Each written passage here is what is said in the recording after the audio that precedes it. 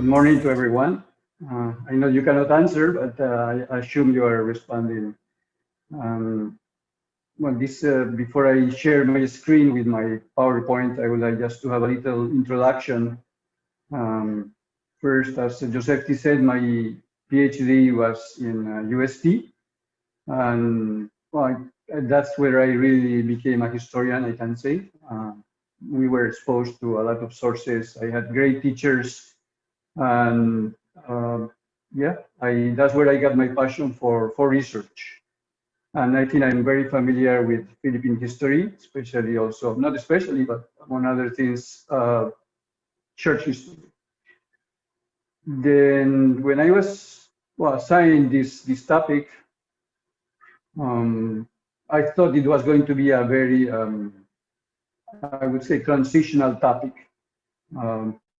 But then I got scared the other day with Dr. Camacho, who told me, your topic is very important. And I was really perplexed. What do you mean by very important? Anyway, I hope I'll try to make justice as much as I can. I just warn you, I got a lot of sources from our prescribed book, which is the one of Schumacher about readings on Philippine history on the church in the Philippines. And I will do a lot of reading, so I hope you have patience to read with me so that we can see history from the point of view of those who wrote about it. So these are the two topics that I'm going to talk about, jurisdictional trials and obstacles and setbacks, which are like, what are difficulties that Filipinos who were becoming Christians were experiencing, not so much internally, but externally. So from outside challenges. I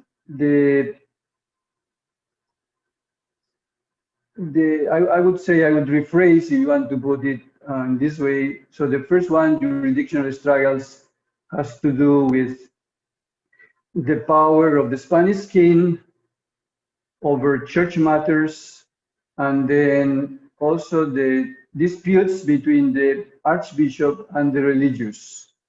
And my objective for this first part would be to answer why were the religious so important in the Philippines? Why, not just important, but also why did they have so much clout or leverage in relation to the bishop and the church as a whole? And then the second part will be to, well, at least what I wanted to do is to prove a little, because of course the sources are not that many and we don't have enough time, but to prove the agency of sorry, I repeated this word here, to prove the agency of the Filipinos keeping their faith despite the Spaniards and the Moros.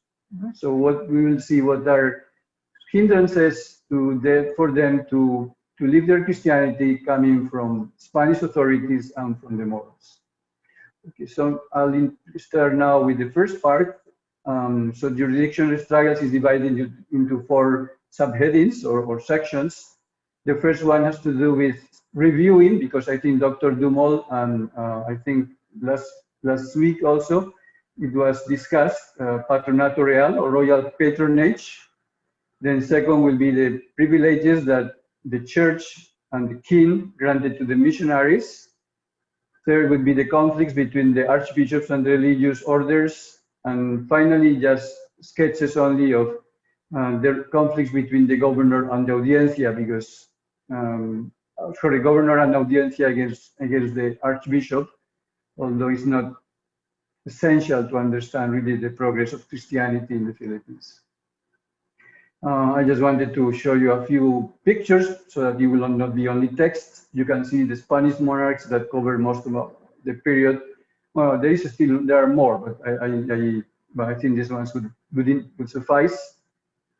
Charles V, of course, as you know, what we are going to celebrate happened when he was the Spanish monarch. This anniversary this month. Then Philip II, that he was already the monarch during the time of Legazpi, and then we have Philip III and Philip IV. No? Philip IV, we will read one of his documents when you can see how strongly worded the monarchs could be. Okay, Patronato Real. So this text below, please, is fictional. So somebody yesterday thought it was a document. This is not a document. This is just my way of explaining in very simple terms what it meant to have Patronato Real. So I would say this was like a bargaining between the Pope and the Spanish monarch. The Portuguese monarchs also did it. And the Pope side would be, I recognize your right to the new lands. So we are talking about the Patronato Real happened when Columbus went to what he did not know, it was America. Later on, from Cuba, they went all the way to Mexico. Then they discovered how huge it was. Then they also went to Venezuela, and then they discovered how big the South was, and the Central America, and then, well, in short, they realized there are so much land that is not Christian yet, and these are people who don't even know, nobody knows. So these are, of course, they themselves knew very well, but well, that's a different story I don't want to touch.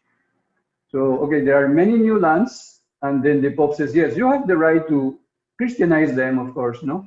And even to acquire them if really there is, if they agree. Of course, this is a very vague statement, no? And of course, if I give you this right, of course, you also, in a way, I also become the leader, spiritual leader of all those territories. So I also gain something, no? And then the emperor says, of course, I commit myself to Christianize those territories and even give financial help for many things. So he said, I will help build the churches. I will also pay for sacred vessels, the chalice, etc., and even give regularly money for wax and wine for the churches. I also will pay the sustenance of the missionaries who will evangelize those territories. And well, this is a little tricky because the money actually came from the land itself, from the encomiendas, so from the locals. And then, but you need, or this is the catch, you need to give me special privileges. So this is the bargaining. So yes, I will help you in Christianizing. You are the Pope. I'm just a monarch. I'll help Christianize, but you have to give me the right to recommend, even accept, refuse, and even remove all the ecclesiastical posts in the newly acquired territories, both secular and religious clerics, which includes also the creation of churches, parishes, and monasteries. So you can see how important, I mean, what he was asking was the moon. He was asking, well, I actually, anything that has to do with religion, I'll be the one to monitor.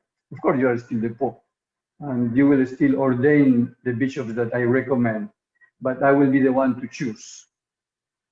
And he also had the right to control charitable and devotional institutions like hospitals, fraternities, and brotherhoods, meaning that everything that happened in the church in the Philippines and in the Americas, first of all, and then later on in the Philippines, have to pass through the monarch. And of course, the monarch had the famous Council of Indies, which was like a department or a number of magistrates that helped him govern all those territories. Of course, the Pope said, Amen. So that's it. We struck a deal, no? So there, you can see how important the Patronato Real was. Anyway, I just showed you this is a seal of a document of the institution that I studied during my dissertation. It's a Obras Pias. It's an NGO, a fraternity of Spaniards that engaged in charity during the Spanish period. So I just show it to you because in 1733, this NGO or fraternity became part of Patronato Real. So they requested the king to accept them under Patronato Real, which meant again that the king would have complete authority over them. But then that gave them the right to put the seal of the monarch in their documents as this is beautifully done. This is a document I requested from the archives of Seville, no? It's archives of Indies in Seville. As you can see, how elaborate, and it gives a great prestige to the institution because you are under the monarch. Okay, these are the few bishops. There were many archbishops, but these are the few that were a little more, I would say, combative with the religious. Funny because most of them are religious. Not Miguel de Poblete, but the others are all religious. But they thought that being the bishop, archbishop, should make a difference. Unfortunately, didn't go that way. Okay, let me now read to you this document to show you how powerful the Patronato Real was. Okay, a little background is we are in 1640. The governor of the Philippines is Sebastián Hurtado de Corcuera, a very strong personality. He is the one who I think was able to fight the Moros best in those centuries. And then there was an opening in the Cabildo, in the chapter of the cathedral for a canon, and then he wanted to place there a protege, and the archbishop, which was an Augustinian, Fernando Guerrero, that you saw his picture a while ago, simply said no. So then what happened, as usual, is that the governor sent a letter to the king telling him that this archbishop is hard-headed, doesn't want to cooperate. Of course, as you can see, this is very lopsided. And I think the archbishop for sure had some reasons to his decision. But then things sounded differently in Madrid. So the king, which was the Charles IV, I think, Philip IV, the last one I showed you in that list of pictures, on that collection of pictures, said this. That king says, it has, let's read together. It has been called to my attention that you have engaged in disputes and shown a lack of cooperation with the president, in this case is the governor, as well as with the oidores and the other officials of the audiencia.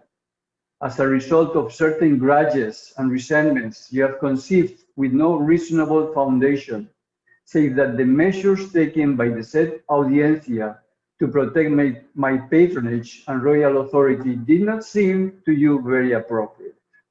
Wow, this is very strong, no? If you had borne in mind what was advantageous to my service and conformable to the dignity of your person and office, you might well have avoided all this. Let's continue. I therefore deem it necessary to inform you, as I now do, that I consider myself to have been uncommonly ill-served in this whole affair, especially by what has been noted and proved against you, namely your refusal to cooperate as you ought with my audiencia, and to respect it as a tribunal which represents the supreme authority of my person, and upon which depends the administration of justice in so distant and extensive a portion of my dominions. And rest assured, this is very important, that if this my admonition does not suffice to restrain and moderate your behavior, I shall be forced to take stronger measures in your regard, having recourse, if necessary, to His Holiness for the execution of whatever may be most convenient for my service and the good government and welfare of the realm. For it is not fitting that the Republic should be put in such imminent risk of being lost because of your rash and imprudent way of acting. Well, this is too strong for something which, well, for sure, maybe he did not cooperate, but he had all the rights to do that. So I hope you see how powerful the Patronato Real was. And when he meant he could remove him, no, he go to the Pope and says, we need a new archbishop because this one is not working. And then, of course, the Pope, what would he say? Of course, okay, I will send him to another diocese somewhere else, maybe in the Americas, or maybe, yeah. some small diocese somewhere in the Americas. At times could be a big diocese. It really depends on what is the idea of the Pope, no? But he could be taken out. And this authority extended to, as I said earlier, almost everything that had to do with the church. Like this one. So this is the second one. So this is a royal order, it's earlier. So where you see, this is still the same king, I think. Where he's, well, this, I don't know if, in short, this, we can read it together, but in short, this is just giving the power to the provincials of the religious orders to appoint religious to the parishes, no? And then, well, in principle, they had to present it, no, the names to the viceroy, in this case to the governor, and the governor had to. I mean, usually when there's a selection of posts, if there are few, so there's a terna, which means three are recommended. So these are like the top, no? The top three, and of course the one on top would be the preferred. So the provincial chooses, let's say, a priest for missionary for Calamba, the parish priest of Calamba, and then so there are three of that, and then he's presented to the governor, and then the governor presented to the bishop, and it's approved. Okay, this is in theory. In reality, none of this was done. In reality, the provincial just did what he wanted. No? But in paper, of course, that should be really the procedure. No?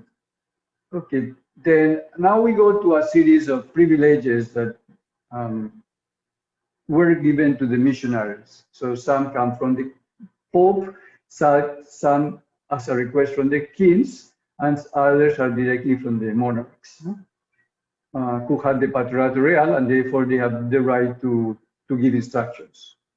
So the first one is 1522. That we are talking about, well, the Philippines was not in the landscape, no, because Magellan just passed by, even though he left the Santo Niño, and where I think he also left an image of Our Lady in Cebu. So that's a great, really the start of Christianity. But then not much more after that.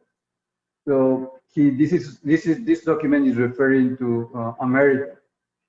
So we can read together. It's a short one, and this one says, it says that, so this is Pope Adrian to Charles V.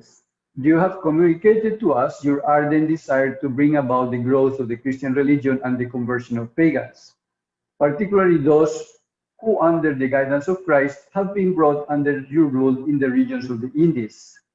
And now you earnestly request us to provide the means to obtain this growth and conversion, and to extend a proper government to those souls ransomed by our Redeemer at the price of his precious blood. You request that by our authority men be sent to those regions of the Indies from all the mendicant orders, especially from the friars minor of the regular observance, and that other requested provisions be made as expressed more fully in the petition made. And it was granted, of course. Really, there is not much choice to send, no? Just to show you how amazing the endeavor, the adventure was. The Spaniards started in Santo Domingo, and then spread to Cuba, and then slowly to Mexico, and then, as I said, Venezuela, and then they went all the way to Central America and then South America. But this took many years, no? Even though maybe the first time that somebody reaches Santiago is at the end of the 1500s, but nevertheless, the degree of Christianization was slow. So it really, they needed hundreds of thousands even of religious, no? To take care of so many territories as the Spanish presence extended. So going back to that that document, that bull, Pope's bull, he says, and this is important, that aside from what, okay, I grant to you that missionaries, religious can go, and all of them, not even just the Franciscans, but all of them. And he says, I give you a further grant, that the superiors of those friars and other friars in the lands of the Indies to whom they should think it good to entrust the authority in those regions which bishoprics have not yet been created, or if they have been, or their officials cannot be reached within the time required by a 2-day journey, have our own full power, omnimodam authoritatem nostram, in both internal and external forums, both over their brethren and over others of any class, say regular or secular, who have been designated for this work and assigned there, and also over the Indians converted to the faith of Christ, as well as over the other Christians joining them in this task. So you can see that this is, this document, this bull, ended up being called the Omnimoda. The religious love to refer to it, because it gave them almost the bishop's power. So if there was not bishop within 2 days journey, which of course that in those years it just meant a few kilometers. It's not like now there are cars that we can travel easily, no? But at that time it would take a long time to travel from place to place. So this bull gave the missionaries, religious missionaries, many powers, no? Almost just be on your own, because really there is no other way, since the bishops are very far, no? Even if they're not that far, this gave them a lot of, again, this is a gray area, no? They could interpret it in different ways. This is another bull by Pius V to the successor of Charles, which is Philip II. And anyway, maybe I will just summarize it a little, because it might take too long if we read it. But the Council of Trent has been an amazing, I would say, gathering of bishops and great theologians, and they really fixed, at least in theory, all the, would say, doctrine and even the discipline regulations that church people should follow. If you want, it's available. All the decrees are available online, so anybody has access to them. They're in English already, so you can easily understand it. And then one of the decrees indicated what should be right, but it's not always possible, which is that the one who takes care of the sacraments, in this case it refers to the marriage, but even confessions also, etc., has to be the secular, the parish priest, no? And then that the religious, in principle, should devote themselves to what they are for. I mean, originally, of course, there are many kinds of religious and many kinds of missions, but many of them was mostly, actually, in reality, many of them had to really do missionary work or conversions. But it was assumed that they were supposed to do more of being in the monastery, being more dedicated to their own tasks. But in this case, the bull says that, well, they can also be the ones. It says simply because, we can read at the end, Your Majesty humbly begs us, in order that these religious may be spurred on to bringing forth even more abundant fruits in the conversion of the Indies, in place assigned to them, to grant them the faculty of exercising the office of parish priests, celebrating marriages, administering the sacraments of the church, as they had been accustomed to do until now. So this bull, which again is 1567, Legazpi just arrived 2 years earlier, so this again is not referring much to the Philippines, perhaps tangentially, mostly still to the Americas, reaffirms that the religious can be parish priests and that they can do a great work missionaries. No? Again, just this you don't. I mean, this is the end of the bull that says that I give permission to the superiors to exercise the office of parish. So whoever the superiors choose, they can be a parish priest. No? So again, you can see that they have a lot of legislation behind their backs. No? I mean, in a way, backing them up. Okay, this is now the king. This is Philip II, a royal order. So cédulas is the Spanish for royal order. This was okay. So this is a cédula which was drafted and signed in the year 1585, and it makes reference to a previous one, which was decreed 2 years earlier, 1583, where again it was like Trent trying to say that if there are secular priests, give them the parishes, no? Which it says here they are preferred to the mendicant orders. But then again, you can read the second paragraph. Because this is from the document itself. It says, since some religious of these orders have come from those provinces and others of the Indies to inform me of the many conveniences which have resulted, for the meantime you will suspend the execution of the cedula here mentioned, as I by the present document suspended and consider it suspended.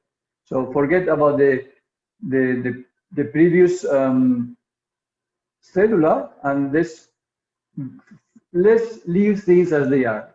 The missionaries can be parish priests because otherwise there is no way to do missionary work.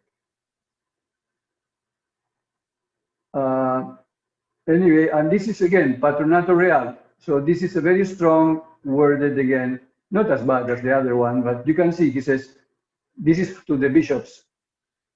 All and each of you in your diocese should leave the doctrinas and the religious orders and their members in freedom and peace, so that they may continue to hold the parishes which they have held, do hold, or would hold, just as up to the present, without introducing any innovation either in the form of providing for them or in presenting the religious for the parishes. So again, it gives really so much power. No? Again, the second part, the second half of this document here in this slide, but it gives the bishop actually the task of visiting the parishes and even the religious houses. But it's something which, it's like trying to say, okay, council is right, but so okay, they just put it here, but in reality, it's only, in my opinion at least, is just because we need to follow the law, at least to, in a way, more than follow the law, we need to state here what should be the right thing to do. But in reality, as we will see later on, it was a lot harder than it looks. No, for the archbishops to visit the parishes handled by the religious.